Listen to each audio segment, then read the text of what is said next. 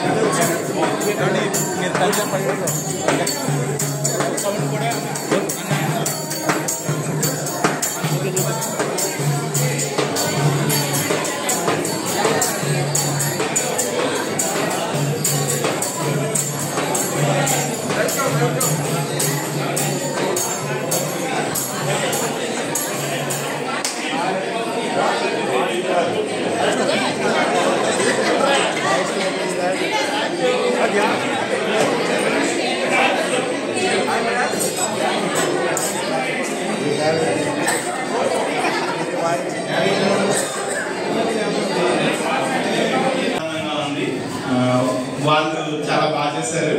తోరణాలతో వాళ్ళతోటి అబ్బాయి వెళ్ళే టాప్ అనుకున్నా నేను, కానీ అది దాటిన తర్వాత తెలియలేదు.